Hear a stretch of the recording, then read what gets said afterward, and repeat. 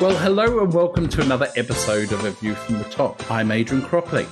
A View from the Top is a regular podcast from the Centre for Strategic Communication Excellence, where I interview some of the world's leading communication professionals as we explore their career journey.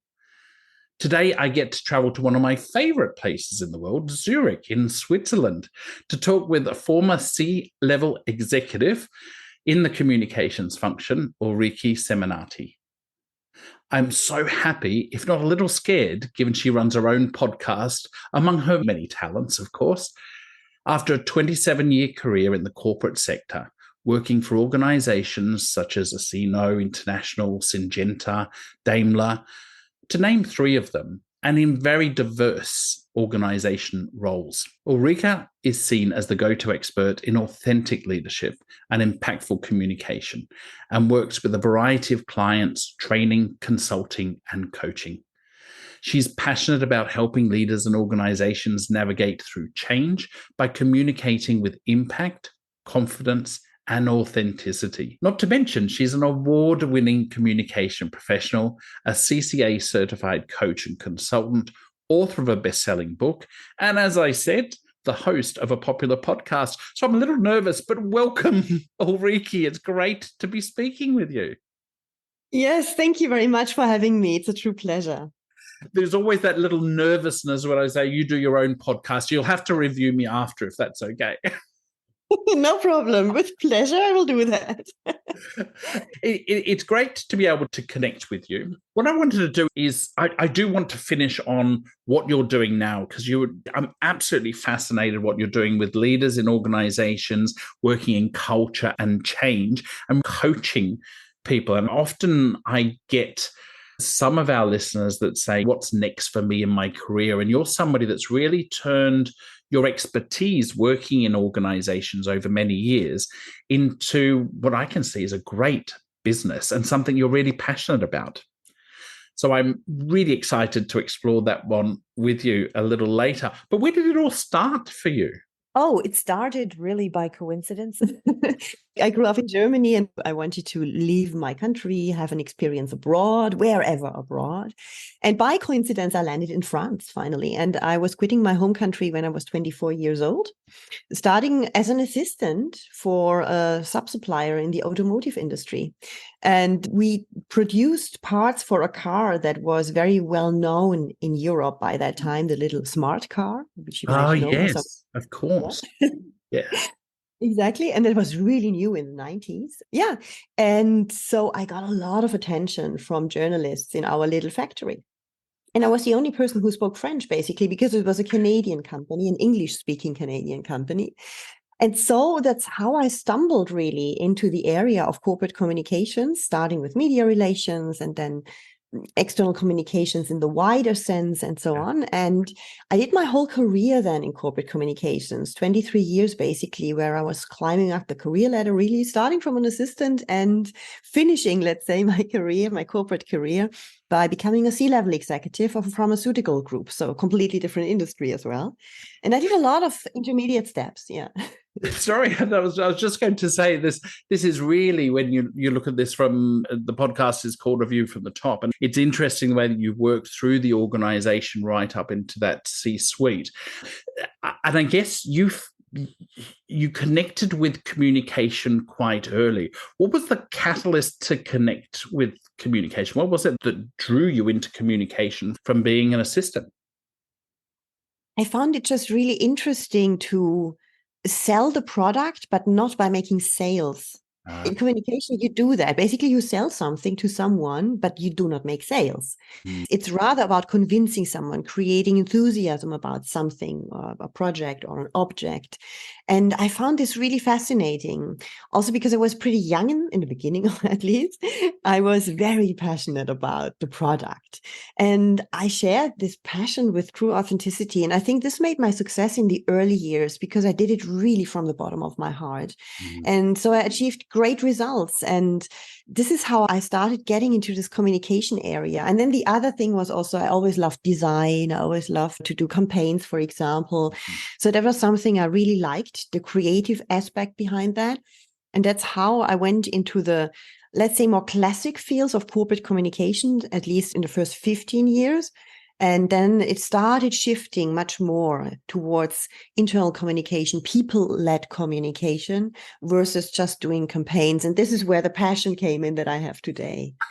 And I tell you what, it's really nice to hear somebody that isn't saying, I came from a base of I love writing and therefore I ended up in communication. So thank you for not saying that, because it was, you found the passion in connecting with people from the sounds of it. Yeah, absolutely. External communication, I spoke all day.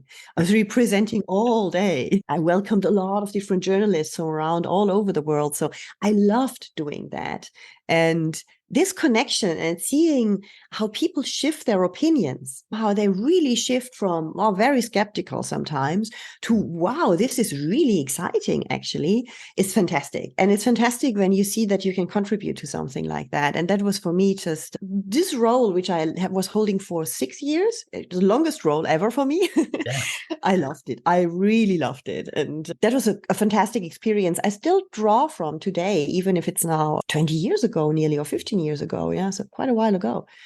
It's really interesting how we do draw from those early experiences, and particularly when you've been in an organization a while. I've often shared with the listeners, I worked for Ericsson for many years, and because I worked in a big organization, there was always the different campaigns, the different parts of the organizations, the different roles that you had. And that's what kind of kept you in an organization for a number of years. But you learn something from each of those roles that informs you about where you really want to go and where your passion lies. How did that work for you? Obviously, you worked there for a number of years. What were some of the types of roles that you had in that organization? I really started, as I said, as an assistant, which became then suddenly somehow the spokesperson of this smaller entity. And then I started to lead what they called a communication center. Very interesting role, very strange role as well, because I was given a huge building of 2,000 square meters. And I was told, do something with that. Create a profit center, do communications there because it's called communications center. And it was like, okay. And so I did obviously the whole communications part for the production side, but then I brought in a restaurant, a mechanician for the cars, a seller for the cars. We became a Congress center in parallel, and we did a lot of activities. And that was amazing, obviously, because it went beyond the classic corporate communications, tasks or roles which you can find, and into something that I had a lot of freedom to operate, coming up with ideas, doing things in my own terms. And I was young by then. I got this role when I was 26 years old, or 27, something like that.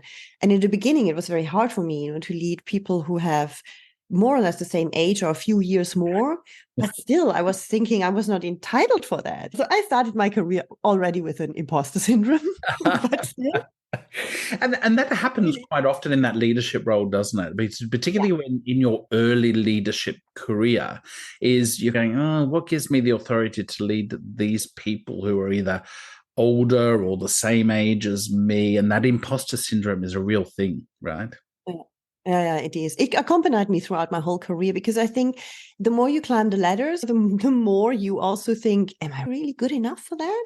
And then you realize, yeah, I can handle it. But then the next role comes and you ask this question again and again. It's a repetitive process. At least it was for me.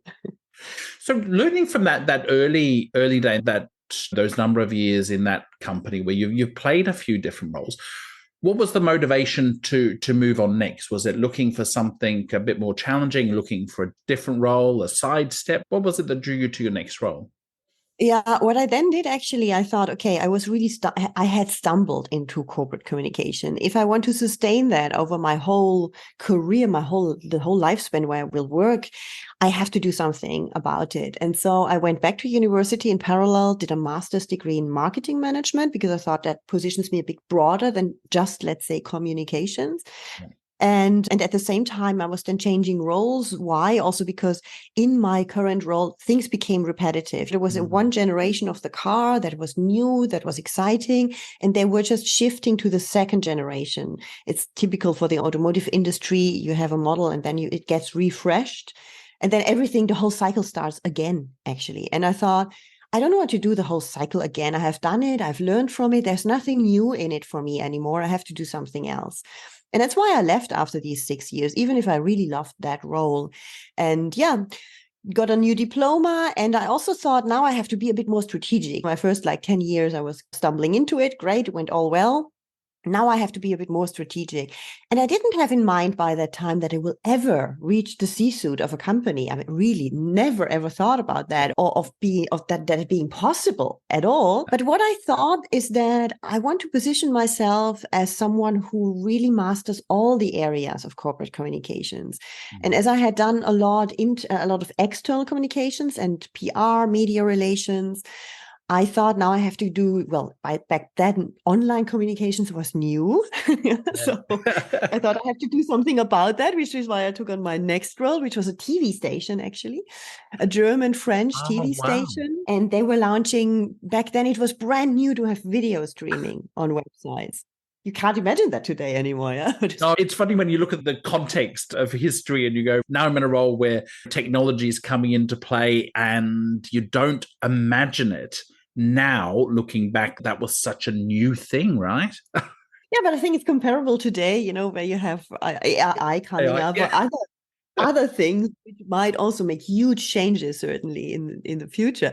But so that was the same thing. It was like, oh my God, video streaming, we have to act completely differently. We have now to really use the website of the TV station. It's not longer always all happening on TV. It's also happening online.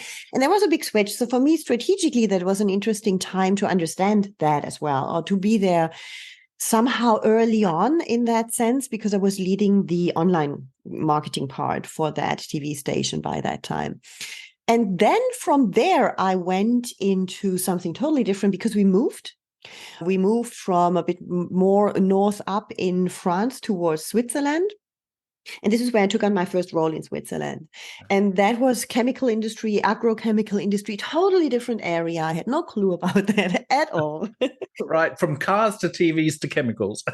Exactly. So completely new area for me, but a company which invested a lot in communications all over, internal, external, everything. And so there were a lot of opportunities to evolve, to learn best practices as well. So that was really a great time in that sense. And I had 3 different roles in that company. So it was changing in average every 2 years. And that was really interesting. So I went mostly, first of all, I went into really producing all their flagship materials, but that was a good starting point to understand the business better, to know what has to be in this corporate video, what has to be in the annual report, these really core publications that companies do. But from then I went then really into internal comms, and I was demanding that. I was asking for it. Yeah. Because I thought I haven't done that yet. I have absolutely to cover internal comms if I want one day maybe to lead a full corporate comms department somewhere. I need to understand that and work in this area. And this is how I landed in internal comms, where still a lot of now today, I think many people told me that internal comms is so much more rewarding than external comms. And I didn't understand that. What can be more rewarding than to be featured by journalists from all over the world?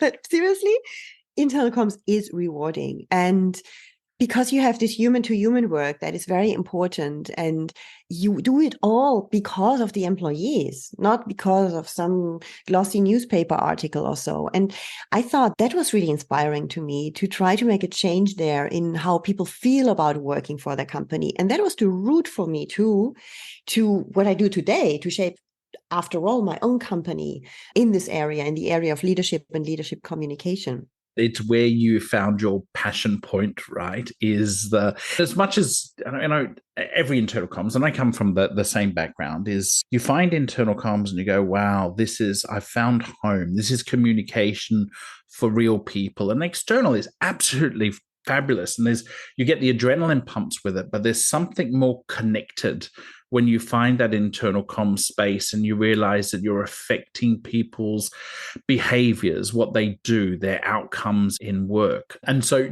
I noticed the shift in energy as you started talking about that role. It almost felt, I've now found it. This is the thing that's informing me for my future. Yeah, exactly. So I wasn't aware about that in the past, but it was like, wow. And I got a fantastic project. I was like, oh, I got it. It's not the right word. My husband would always say, you always under-evaluate yourself.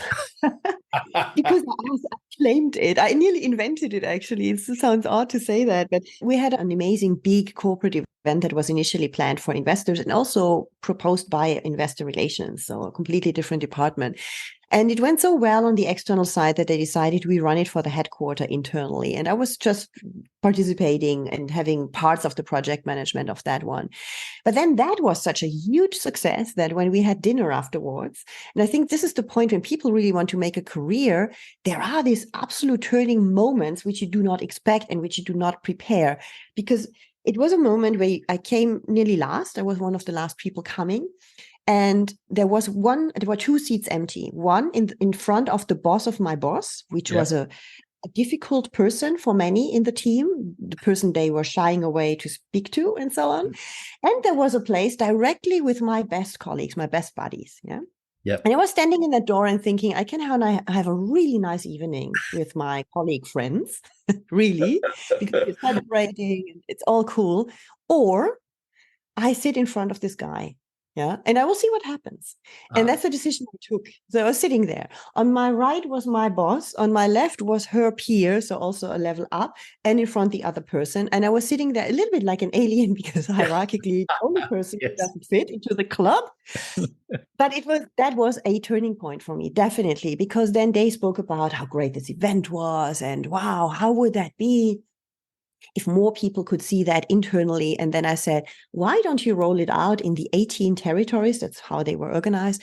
18 territories across the globe, 18 events, exactly the same ones in 1 year. Why don't you do that? Yeah. And the boss of my boss said, because nobody would be as crazy to lead that project. And then I said, I do. Yeah. I would do it. You can feel it coming, bubbling up, going, do I say this or do I not say this? But you did, well done. It was really all in. And I was surprised by myself because that was not the way I was. I was always more overthinking and careful. And it just came out of my mouth. I think it was intuitive, probably, that this is the thing to lead. This is the project. What a wonderful project. And he said, are you serious? Are you clear about how much work there will be? And I said, yes, I am. I will do it. And then he said, wonderful. Okay. Oh, if you do that, let me think about it, but I think we'll do it. And they managed to get 16 million budget for that, which is enormous for corporate communications. Yeah. Yes. A $16 million budget, USD budget to roll that out in 18 territories. And I was leading it from the global headquarter perspective. I had to train, 600 leaders or so, because they all had to have the same speech in their language, in their country, but the same presentations. Culturally, an amazing thing for me to understand how different cultures address exactly the same project or the same thing that they have to roll out, but from a totally different perspective and in a totally different way. The Japanese prepare 6 months in ahead and they're already scared out and freaking out 6 months in ahead of time. Yes. And the Brazilians, I came there the evening before the event, they hadn't even started building anything. Mm-hmm. They did that overnight and it was amazing. Both events were amazing, but done in such different ways. It's just incredible. And the end result was somehow the same, the quality and everything that was delivered and everything in between. And so for me, that was really interesting to work on that level with cultures really from all over the globe. I think that was probably my biggest learning. Isn't it amazing what you learn when you work with the different cultures globally, and you don't really get it till you do it, and then when you step into it and you say, oh my gosh, everybody deals with this very differently. And I was smiling as you're talking about the Brazilians, because it was almost going in my head going, they probably had nothing ready and they did it all at the last minute, but they pulled it off, and they pulled it off really well. And to come across cultures that do that, and the cultures that are much more organized and planned, and if we're not ready 10 weeks out, it's not going to work. And so what a great learning for you. Yeah, absolutely. No, that was fantastic. I got to know the world, and I got this understanding that there are obviously a lot of differences, but at the core, we are always the same. At the core, you address yourself to human beings with nearly the same needs. It's just the codes are different, how it's going to be addressed. But at the end, there's a lot of commonalities. And I think this is the beauty in working on a global level, to experience that every day. I love that very much on an international level, to always have this experience of somehow we are community, even if we are so different. Yeah. And I think that is the beauty of working in big corporations.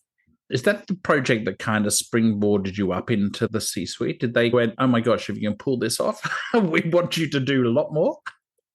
No, but that allowed me then to head actually a region in that bigger organization. Brilliant. And that was then my first role, where I was having all the disciplines of corporate communications in my team. Right. And that was the bridge for that. And I did that only for 1 year and I don't know, 7 or 8 months or so, less than 2 years. Yep. And I got headhunted for the C-level position. And that was really amazing because I got this call and the person explained to me that it's a C-level role. It's Chief Corporate Communications Officer for a pharmaceutical group. And I thought, are they calling the right person? Are they sure that it's the right number? Bless. For sure. I sent you the job description.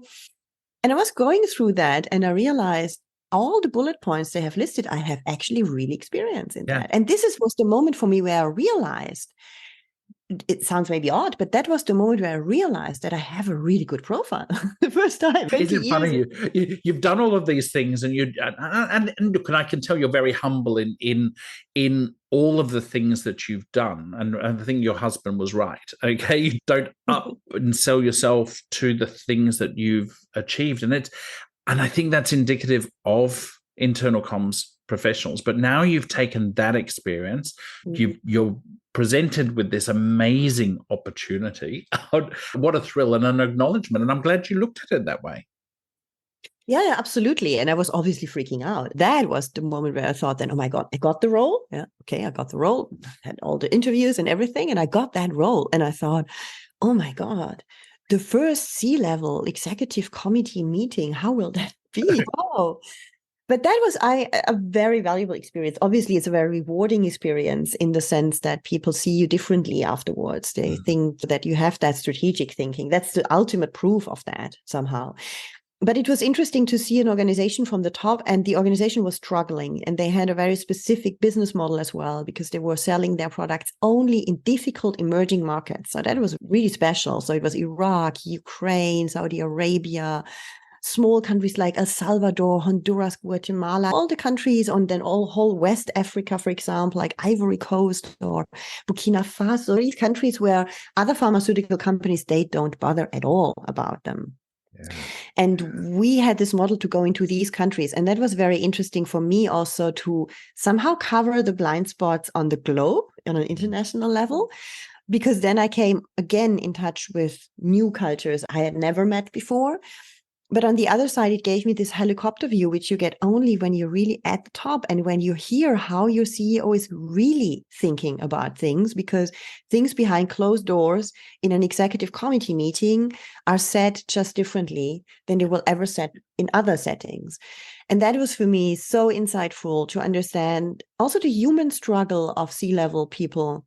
Yeah. Which have to take hard decisions of restructuring or relocation, which we had to do, for example, and how they handle that and how different characters handle this kind of situation. Those who really decide on that and who really cut the budget for a production side and who say, okay, we have to close that down, these kind of things.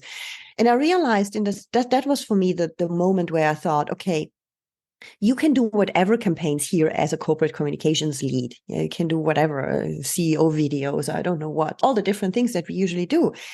But the really important thing is that you onboard the leaders personally, not only me, but ideally also the CEO or the COO, these C-level roles, personally to the change. You need to speak to them. It's not about just having a short meeting and sending them then an FAQ, which they have to follow. Exactly like that towards their teams. People can't do that. Right. And that's still what I'm working on today a lot.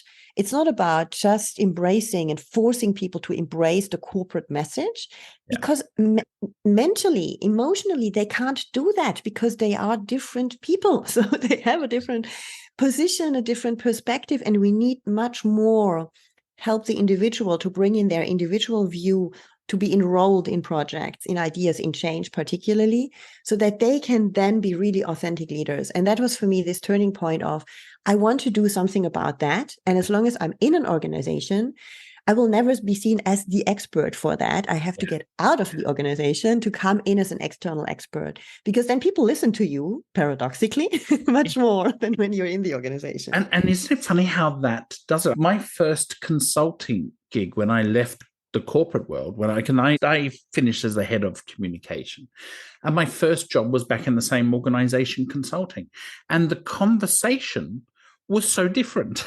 It was suddenly, and I don't know whether it's because now we're paying you as an external rather than an internal, or suddenly you're no longer an internal, therefore you have credibility or more credibility. It's they ignored you before, but it's a different relationship, isn't it? Yeah, absolutely. And it's strange, actually, but it's like that. If people ask me an advice because they think I have the answer. Yeah. And I always think I don't have more, but still I have the answer a bit more today, obviously, because I was practicing much more of these consulting gigs and all of that, for sure.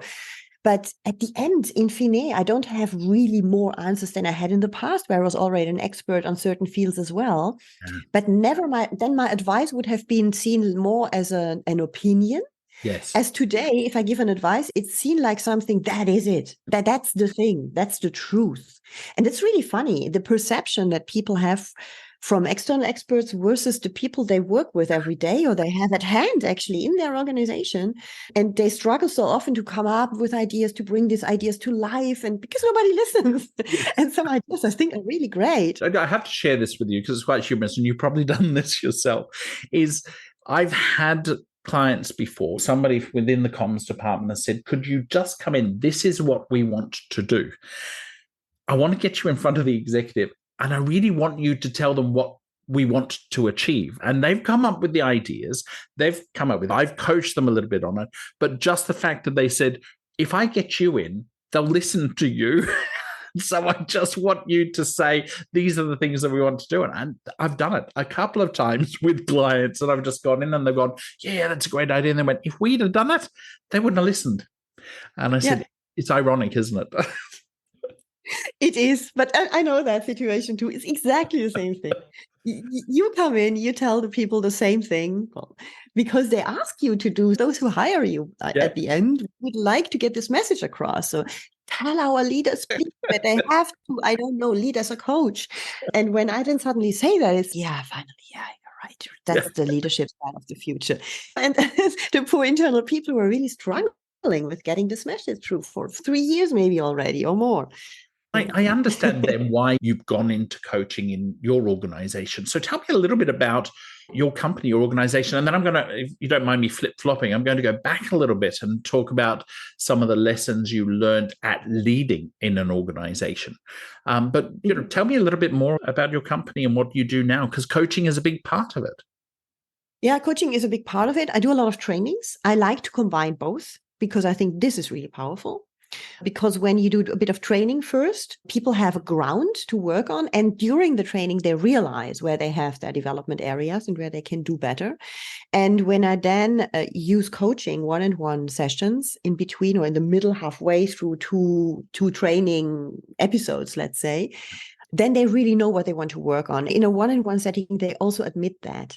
Because the more you work with leaders on higher levels, or the higher they are in the organization, the less, obviously, they will admit that they need to be better in communication, that they are not communicating with impact, that they are maybe not trusted leaders, that they're not authentic at work, or whatever the issue is, that they cannot get their change through, their change project, their transformation projects. And when you do then in the one-on-one, it's always surprising because sometimes in the trainings, those who speak up less or least, or those who I really have to call that they also share their learning from the previous exercise, for example, are then the ones who really have a lot to say in one-on-one settings, because they just didn't want to share it in front of the group, but they are very aware then of what they want to achieve and where they can act upon it, and have a lot of questions. And you can feel that they want more information, that they want to get help to find their own solutions.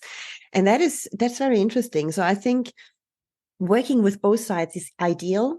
because you get those who are very outspoken, who benefit sometimes more from a training than some others. And you have the opposite way, where in the one-on-one sessions, some people really benefit a lot because they don't want to share and put on the table all their weaknesses and vulnerabilities, but they are very open to do that in a one-on-one setting. And that's extremely beneficial for people, I think, to just admit that there's something where they can act upon, because they're not perfect. I think that is the most difficult thing for many senior leaders, at least. And I think they need to be a bit vulnerable, don't they? So having them in that coaching environment means that they can be a little bit vulnerable to receive the coaching, be a little bit more open to do it. Because I think we all know, as being in leadership roles ourselves, there's a bit of a pressure there to say we have to be perceived as being good at everything that we do. And it's only really great leaders that show that vulnerability to their teams, but they've also got to manage their reputation and the way they're perceived. So it's like coaching is such an insightful environment. I can't find the word, a humble environment that you're in with a leader, right? Yeah. And I always work on 2 dimensions, and I'm working always on the I dimension and the we dimension, or you can also call it the being and the doing. Right. Because in many trainings, people work a lot on the doing, and many leaders, senior leaders especially, had tons of trainings on the doing, on methods and skills and how to apply that. But they have never, ever had the chance really to understand who they are, how they relate to these things, really. And also that this is valuable how they relate. That there's not just the one way you have to apply this leadership behavior because that's what we have in our corporate culture and that's the best practice. You have to embrace these 4 values perfectly. You have to role model these. That's what leaders are told in most organizations. Not maybe that directly, but that's what they hear. That's what they feel. And I'm working a lot on the part like, okay, you're individual. Your values are not the 4 values of the company, and they will never be. Yeah. But you also have values, for example. So let's find out what you actually are interested in. What's in it for you in this transformational project here, which is disruptive in your team, for example. And you might hate it at first glance, but there's something in it for you if you really dig deeper. What is that personally? And to bring people to a personal level where they understand this is how I am, this is how I feel, feeling also one of these things not really addressed enough in my opinion. Yeah, I agree. Yeah. And that's the point. This is then where leaders really start understanding, so first of all, I have to help myself to enroll myself. Then only I can really enroll my team. Then I can be a good communicator as a leader, because most directly jump into, I have to communicate to my team. Absolutely powerful, some of the work that you're doing now. As we're getting to the end of our time on A View from the Top, and I would really want to explore, and in fact, we're going to explore and do a Vantage Point podcast with you, and we're going to unpack this area of the stuff that you are doing now. Before we finish this, though, what are some of the lessons you would like to share with communication professionals about getting ahead in their career, particularly if they're at that top end of their career where they are on the executive, and what's some of the lessons you learned working with leaders on the executive level? What's some of the tips you'd share with communication professionals about how they add their value, maybe? I think they need to differentiate more on what corporate communications is for. Because usually we think as corporate communicators, we're so much into our roles, into shaping the famous key messages and what channels we use. Then there's a kind of structure which we use again and again. And that always implies that we try to get approval for a one-size-fits-all message. And at the end, often this gets so diluted. We also know all of that experience that any bold statements are wiped out. Yeah, because so many people had to say something about that. And I would really encourage corporate communications people, especially if they're at the top, to do a bit less in terms of glossy campaigns or nice visuals, for example, all of these things, and to do much more human-to-human channel programs where you have a setting where you train your leaders potentially to speak on something. And with training, I don't mean brainwashing them. It's exactly the opposite, helping them to be authentic in their messaging. And that is different from leader to leader. More courage for individuality and bringing this also then to your CEO to make them understand your performance, because you have to apply different language with people who are on the very top. Your performance of the company, the bottom line result will be different if we target or if we customize the messages much more of what we do. And we do that. There's much more work. It's more fragmented for sure. But let's put aside some of these very overall big campaigns, which we run across the whole company, and make benefit leaders to help them to communicate from human to human. Because I think that is a shift in corporate communications that needs to happen, especially with digitalization. Yeah. Because people long for human contacts much more, especially with hybrid working. So I think, especially with AI as well. Yeah. So the human to human side becomes just much more valuable, much more special, nearly exclusive in some areas.